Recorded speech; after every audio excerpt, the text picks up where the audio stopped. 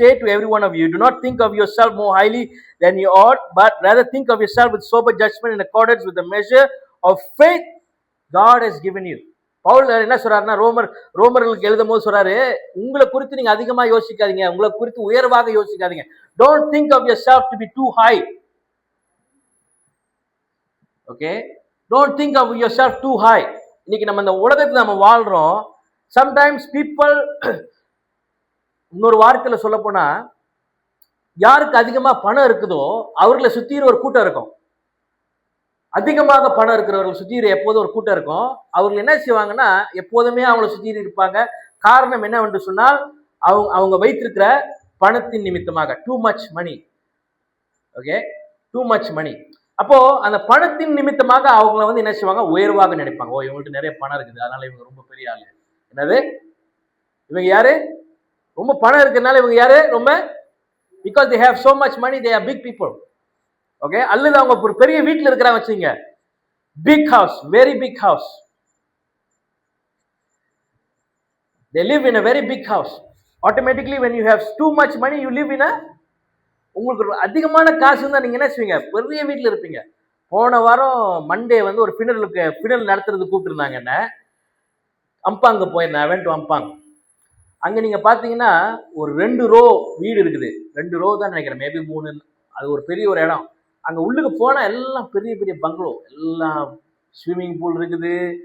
அந்த வீடெல்லாம் வந்து பாத்தீங்கன்னா பயங்கரமான வீடுங்க. இது வரைக்கும் நான் கூட அந்த மாதிரி பார்த்ததில்லை. காலையில அங்கிட்டு போனேன், அப்புறம் சாயங்காலம் ஒரு பாஸ்டரை பார்க்கறதுக்காக ஷாலாம் போனேன். ஷாலாம் போகும்போது அவர் தங்கியிருந்த வீடு, the pastor that was staying in the house, he was staying in the someone friend's house. Their house was also very big house, பெரிய வீடு.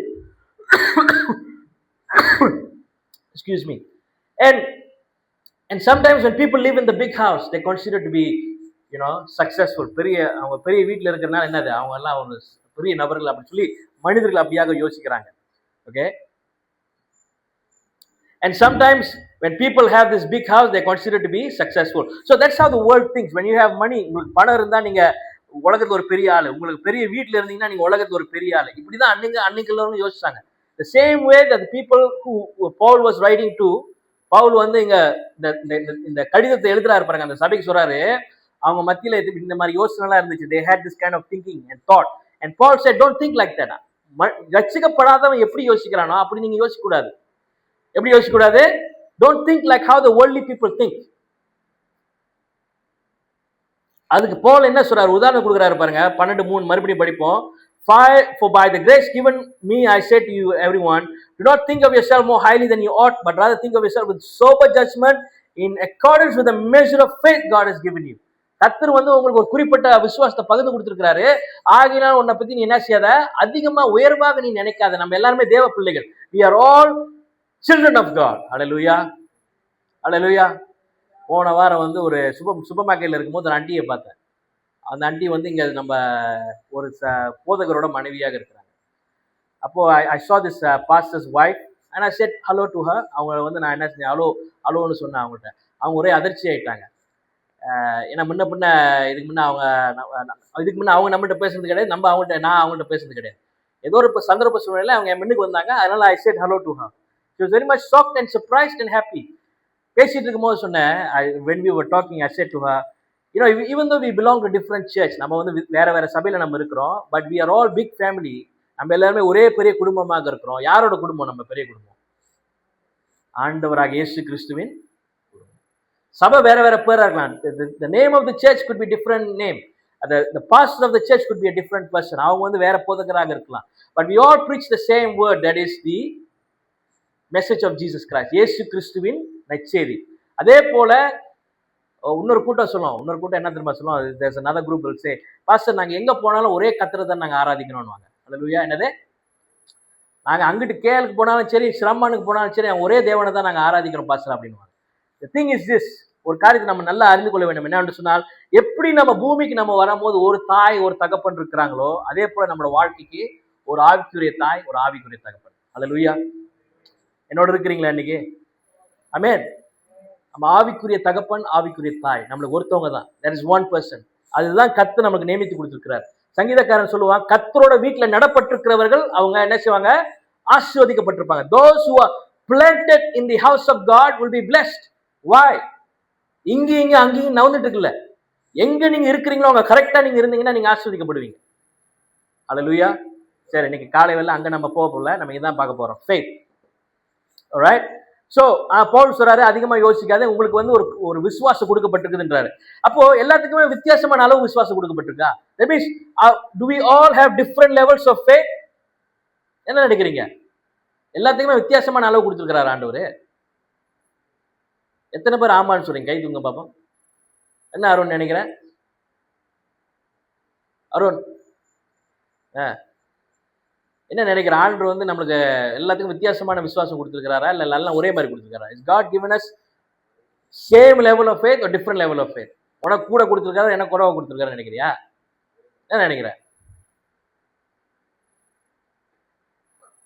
எனக்கு தெரியல பாஸ்டர், நான் எப்ப சேர்ச் முடிஞ்சு ஃபுட் பேண்டா ஓடணும்னு நினைக்கிறியா? சரி, இப்ப ஆண்டவர் நம்மளுக்கு என்ன செய்கிறாரு? ஒரு விசுவாச அளவு கொடுத்திருக்கிறாரு. அப்போ எல்லாத்துக்குமே ஒரே அளவு கொடுத்திருக்கிறாரு, வேற அளவு கொடுத்திருக்கிறாரா? என்னோட திருப்பி கொள்ளுங்க. 2 பேதுரு 1:1, 1வது அதிகாரம் 1வது வசனம்.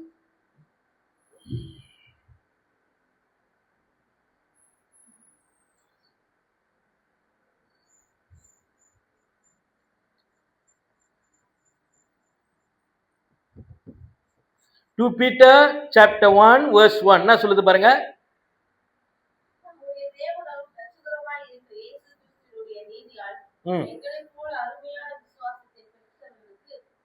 எங்களை போலவே அருமையான விசுவாசத்தை பெற்றவர்களுக்கு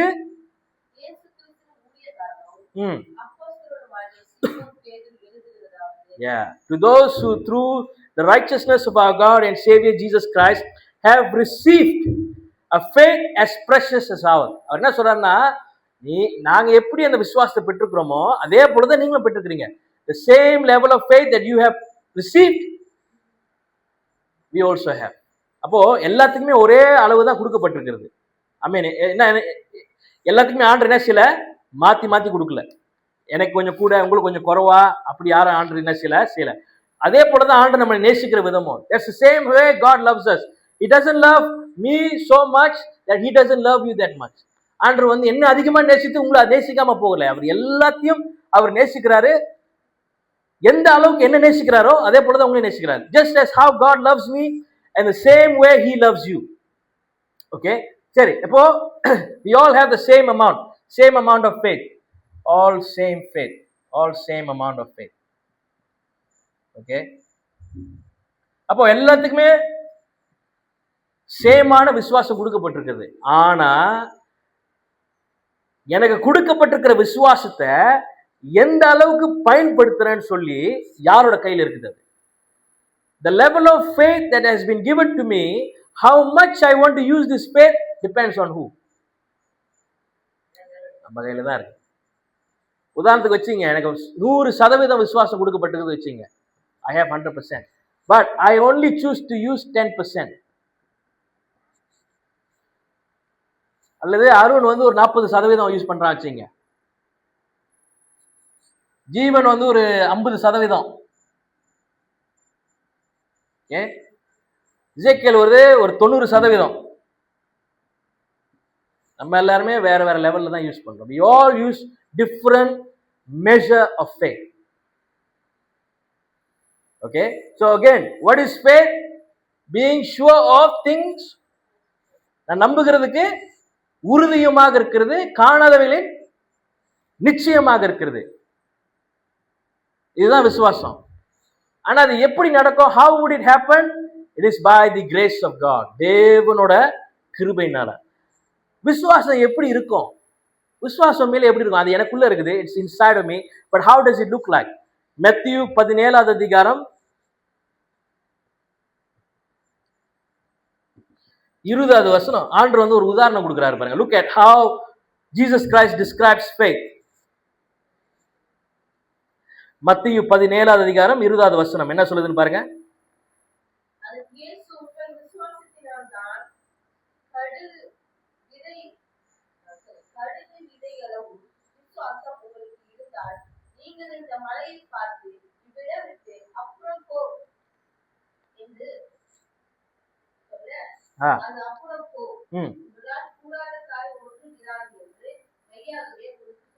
ஸோ ஆண்டவர் வந்து ஒரு உதாரணம் கொடுக்குறாரு. என்னன்னா, கடுகு அளவு உனக்கு விசுவாசம் இருந்தா, like if you have faith like as the mustard seat.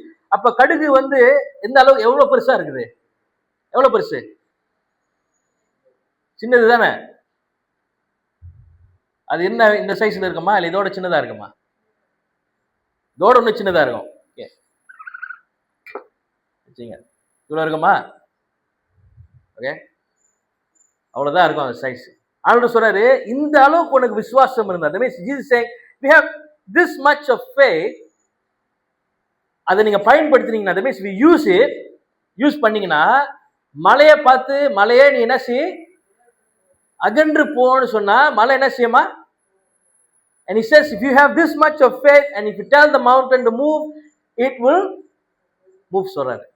ஆண்டவர் வந்து நமக்கு ஒரு உதாரணம் கொடுக்கிறாரு. He says as a illustration or help us to understand how much powerful is faith. எவ்வளோ வல்லமை நிறைந்திருக்கிற ஒரு காரியமாக இருக்கிறது விசுவாசம். சரிங்களா? சோ அப்ப ஆண்டவர் வந்து எனக்கு விசுவாசத்தை கொடுத்திருக்கிறாரு. God has given me faith as a gift. கிருபையா கொடுத்திருக்கிறாரு.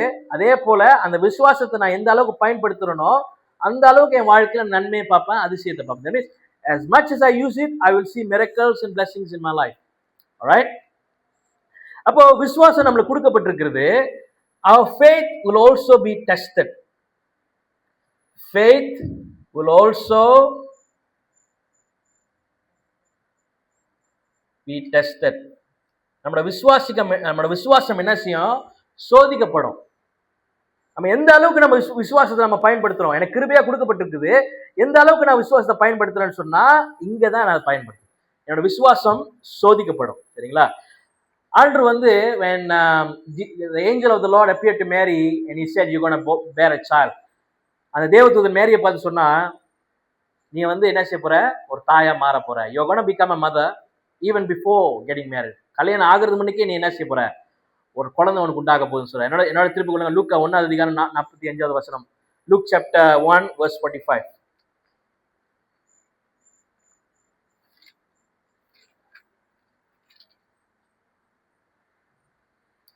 Blessed is she who believed that what the Lord has said to her will be accomplished. இது வந்து எலிசபெத் சொல்றாங்க மேரியை பார்த்து. எலிசபெத்தும் கர்ப்பமா இருக்கிறாங்க. சரிங்களா?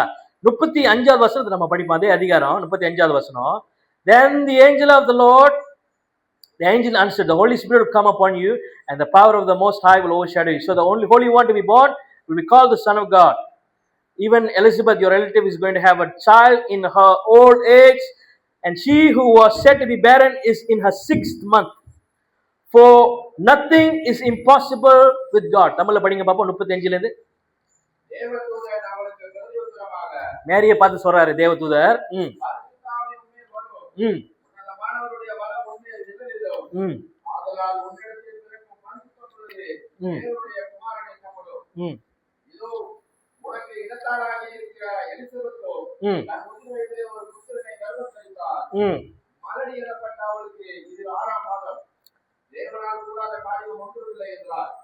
Hallelujah.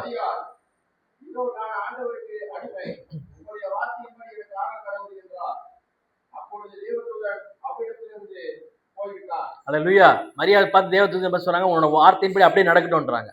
Just according to your faith, Mary says, according to your word, let it happen to me. நமக்கு ஒரு காரியம் நல்லா கவனிக்கணும். என்ன சொன்னால், இதுக்கு முன்ன நடக்காத ஒரு காரியம். The thing has not happened and the angel of the Lord says to Mary, it's going to happen for you. இது உனக்கு நடக்க போகுதுன்னு சொல்றாரு. So Mary just had to believe. அதனாலதான் எலிசபெத் பார்த்து சொல்றாங்க 45ல, that's why Elizabeth says to Mary, Elizabeth வந்து 6 மாசமா கர்ப்பம் ஆயிட்டாங்க. Elizabeth is in her pregnancy in the 6th month. She is in her 60s. 60வது வயசுல இருக்கிறாங்க. And a lot of people would say to her, அநேக பேர் அவங்க பார்த்து சொல்லுவாங்க, நீ எப்படி கர்ப்பத்தளிக்க போற? How you going to get pregnant? உனக்கு எப்படி ஒரு பிள்ளை வரப்போகுது? உனக்கு வயசாச்சு. நிறைய பேர் அவங்க பார்த்து சொல்லியிருப்பாங்க. And this is what the Mary says to the angel. Mary பாருங்க, ஏஞ்சல் பார்த்து சொல்றாங்க, sorry, angel says to Mary, for nothing is impossible with God. 37.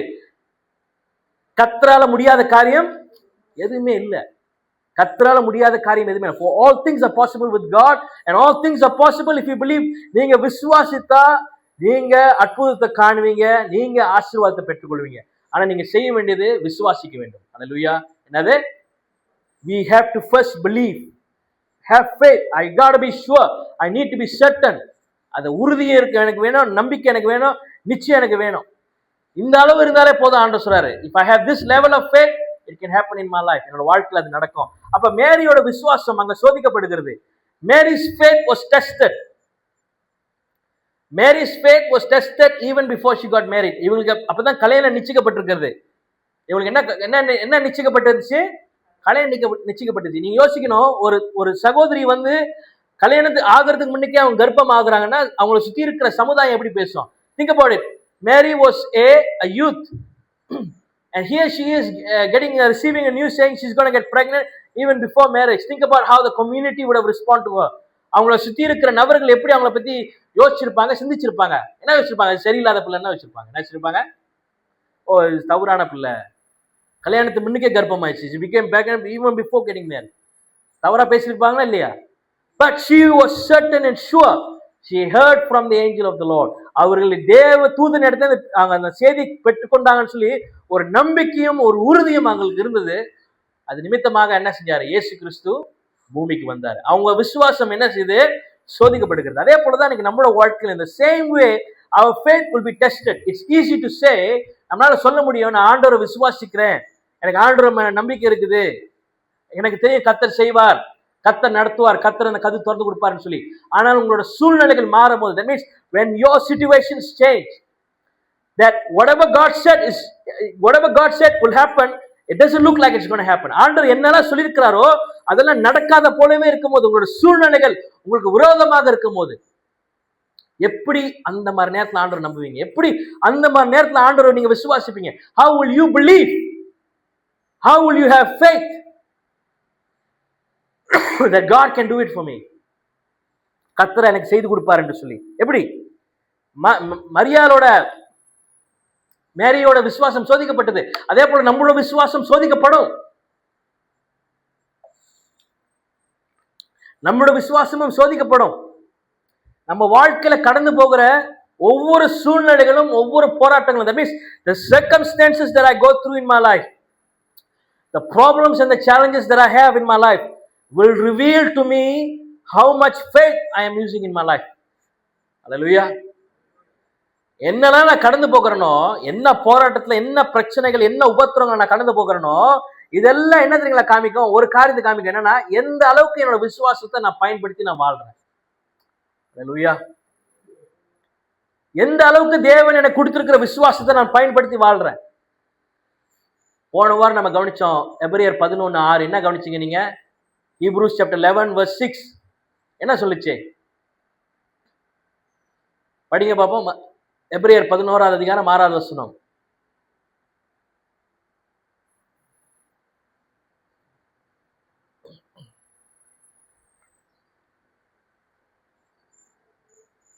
Hebrews chapter 11 verse 6. Without faith it is விசுவாசம் இல்லாமல் தேவனுக்கு பிரியமாக இருக்கிற காரியம் கூடாத காரியம். தேவன் இடத்துல நம்ம வரும்போது அவர் இருக்கிறார், அவர் உண்டு என்றும் அவரை தேடுகிறவருக்கு அவர் என்ன செய்யறாரு? பலனை அளிக்கிற தேவனாக இருக்கிறார். கர்த்தர் இடத்துல நம்ம வரும்போது அவரை விசுவாசிக்கிறோம், அவர் இருக்கிறாரு, அவர் எனக்கு செய்வார் என்று சொல்லி. அப்ப என்னோட அன்றாட வாழ்க்கையில எந்த அளவுக்கு என்னோட விசுவாசத்தை நான் பயன்படுத்துகிறேன்? யாக்கோபு சொல்லுகிறாரு, யாக்கோபு 1:3, James chapter 1 verse 3. எதனால நம்மளோட விசுவாசிக்கம் சோதிக்கப்படுகிறது? Why is our faith tested? யாக்கோபு 1வது அதிகாரம் 3வது வசனம்.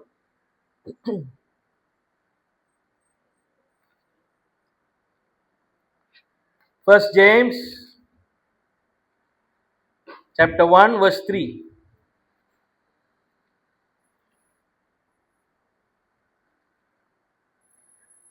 கவிஞர் கண்ணதாசன் வந்து மிக ஒரு அழகான ஒரு பாடல் எழுதினார். என்ன பாடல் தெரியுங்களா?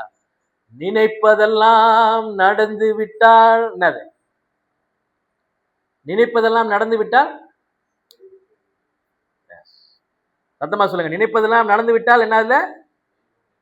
தெய்வம் எதுவும் இல்லை. நினைப்பதெல்லாம் நடந்துருச்சுன்னா there is a song, a very popular song in the Tamil language. It says that if everything that I think becomes true in my life, then there's no God. There's no God. But the reality in life is, வாழ்க்கையில் இருக்கிற நிஜம் என்ன தெரியுங்களா? நம்ம நினைக்கிறது எல்லாமே அது நடக்காது. Whatever I think doesn't happen.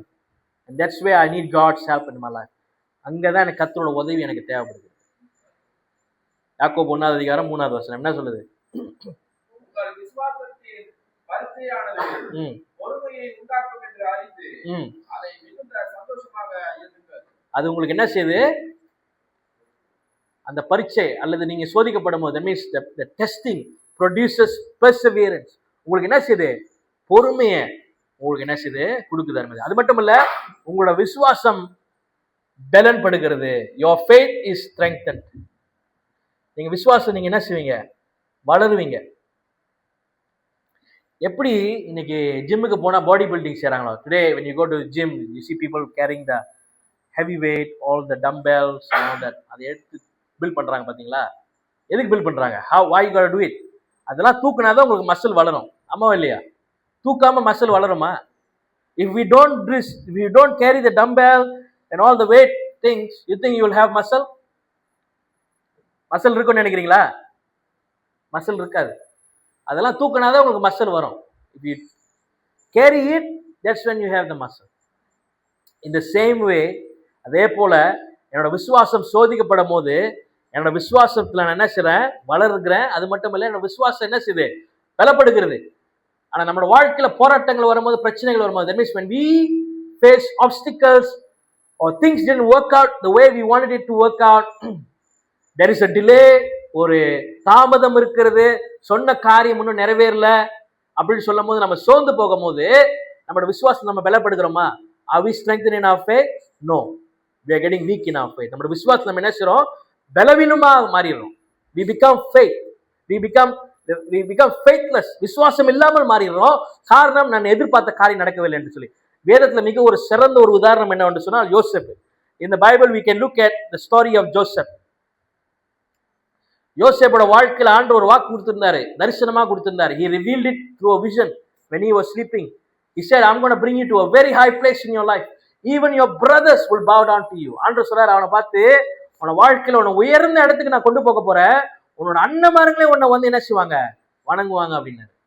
யோசேப் அந்த அந்த அந்த தரிசனத்தை பெற்றுக்கொள்ளும் போது ரொம்ப ஒரு சிறு வயசு பையனாக இருந்தார். அவனோட வாழ்க்கையில நடந்த சம்பவத்தை நம்ம கவனிக்கும் போது, things that happened in Joseph's life, everything that happened was against God's vision. யோசேப்போட வாழ்க்கையில் நடந்தது எல்லாமே ஆண்டவர் கொடுத்திருக்கிற வார்த்தைக்கு மாறாக நடந்தது. அடிமையாக சொந்த அண்ணன்மார்களே கொல்றதுக்கு முயற்சி எடுக்கிறாங்க. first the brothers try to kill him. அடிமையாக விற்கப்படுகிறாரு. he is sold into slavery. அடிமையாக வேலை செய்றார் ஒரு வீட்ல, போத்திபியர் வீட்ல. he works as a servant in the Potiphar's house, and not only that he gets wrongly accused. அந்த வீட்ல அவர் வேலை செய்யும் போது தவறான பழி சுமத்தப்படுகிறது. அதுக்கப்புறம் என்ன செய்றாரு? சிறைக்கு போகிறாரு. சிறைக்கு போய் அங்க பல காலமாக இருக்கிறாரு. he is there for some time and then he helps two people. சிறையில போய் அவர் என்ன செய்றாரு? ரெண்டு பேருக்கு உதவி செய்றாரு. அதுல ஒருத்தவன் என்ன செஞ்சான்? இறந்துறான். ஒருத்தவன் என்ன செஞ்சான்? மறந்துறான். one person dies, one person forgets it. everything that happened in Joseph's life was not in sequence when we think about God's promise in his life. தேவன் கொடுத்திருக்கிற தரிசனமும் அவர் வாழ்க்கையில நடந்த காரியமும் சம்பந்தம் இல்லாம காரியமாக இருந்துச்சு.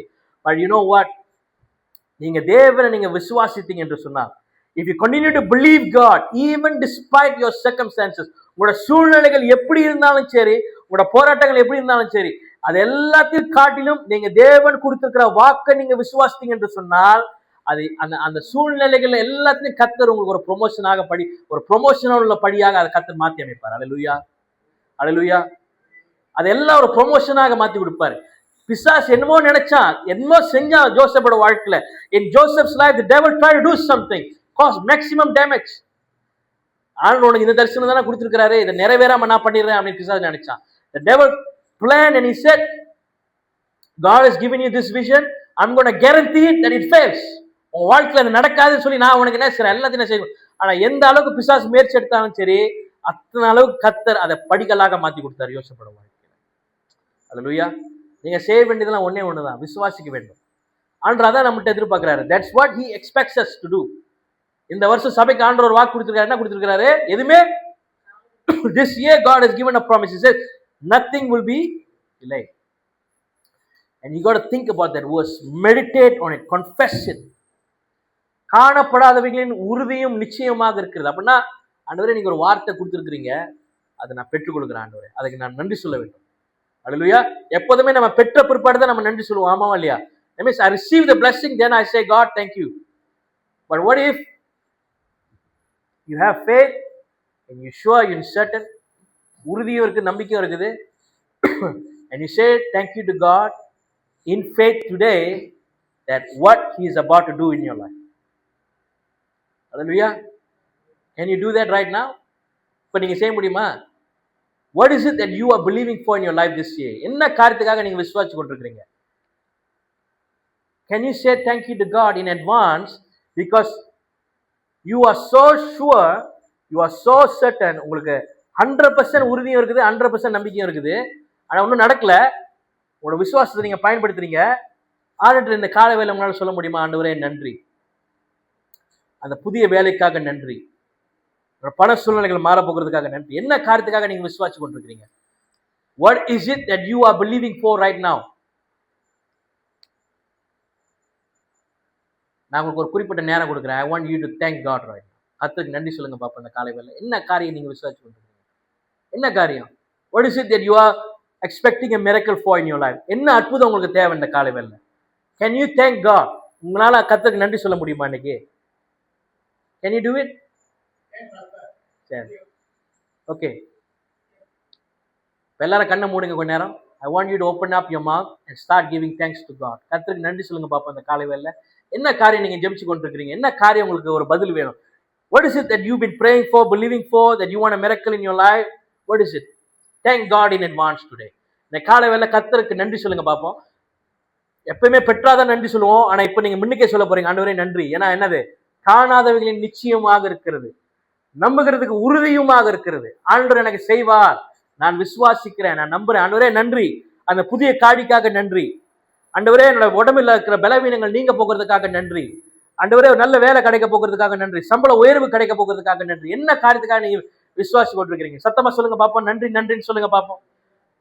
நல்ல சத்தமாக விசுவாசத்தோட சொல்லுங்க பாப்போம். ஆண்டவரே நன்றின்னு சொல்லுங்க, ஆண்டவரே நன்றின்னு சொல்லுங்க, சொல்லுங்க சொல்லுங்க. ஹல்லேலூயா. ஆண்டவரே நன்றி நன்றின்னு சொல்லுங்க பாப்போம். விசுவாசிங்க விசுவாசிங்க விசுவாசிங்க. ஆண்டவருக்கு நன்றி சொல்லுங்க. மற்றவங்களை பத்தி எதுவும் யோசிக்காதீங்க.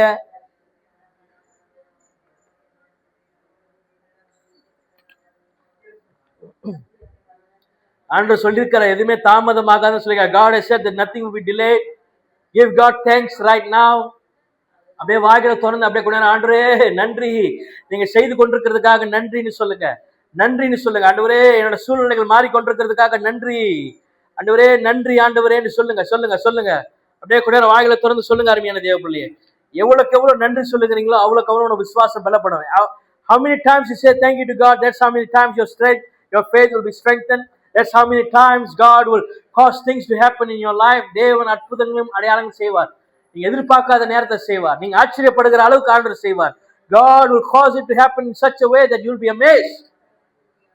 ஆண்டவரை மட்டும் நோக்கி பாருங்க இந்த காலை வேளை, பயபக்தியோடு கண்களை மூடி அப்படியே ஆண்டவரே நன்றி, என்னோட சூழ்நிலைகள் மாற போகிறதுக்காக நன்றி, ஆண்டவரே ஒரு அற்புதத்தை நீ செய்ய போகிறதுக்காக நன்றி, எதுவுமே தாமதமாகாதுன்னு சொல்லியிருக்கிறீங்களே நன்றி, எல்லாமே ஆம் என்றும் ஆமேன் என்றும் என்று சொல்லப்பட்டிருக்கிறதுக்கே நன்றி. ஆண்டவர்கிட்ட சொல்லுங்க, ஆண்டவர்கிட்ட சொல்லுங்க, ஆண்டவரே நன்றி நன்றின்னு சொல்லுங்க. என்ன காரியம் என்ன காரியம், பயப்படாம தைரியமாக விசுவாசத்தை பயன்படுத்துங்க இந்த காலை வேளையில. Use the faith that has been given to you. Don't give room to doubt, don't give room to fear. Oh, believe, believe. Mary believed. Mary விசுவாசிச்சாங்க, Mary விசுவாசிச்சாங்க, Elizabeth விசுவாசிச்சாங்க. இந்த காலை வேளை நீங்க விசுவாசிங்க அருமையான தேவ பிள்ளையே, நீங்க விசுவாசிங்க. கர்த்தர் செய்கிறார், கர்த்தர் செய்வார் என்று சொல்லி ஆண்டவரே நன்றி நன்றின்னு சொல்லுங்க.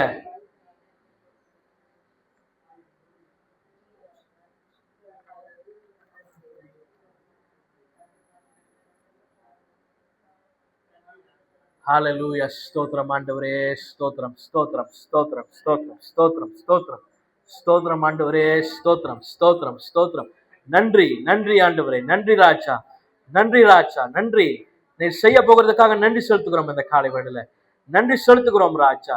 புதிய வாகனத்துக்காக நன்றி ஆண்டவரே. பேங்க்ல ஆசீர்வாதத்துக்காக நன்றி, சம்பள உயர்வுக்காக நன்றி, நல்ல வேலைக்காக நன்றி, வேலை மாற்றத்துக்காக நன்றி, நல்ல ஒரு வாழ்க்கை துணைக்காக நன்றி ஆண்டவரே. பிள்ளைக்காக நன்றி. ஓ நன்றி, நன்றி, நன்றி, நன்றி, நன்றி. நீங்க செய்ய போகிறதுக்காக நன்றி, செய்து கொண்டிருக்கிறதுக்காக நன்றி. Thank you Lord that you're going to do it, that you are doing it right now Lord. ஸ்தோத்திரம் ஆண்டவரே, ஸ்தோத்திரம், ஸ்தோத்திரம், ஸ்தோத்திரம், ஸ்தோத்திரம். உம்மால முடியாத காரியம் எதுவுமே இல்லை ஆண்டவரே. நீங்க ஒரு வார்த்தை சொன்னால் அது நடந்துவிடும் என்று சொன்னீங்களே அப்பா.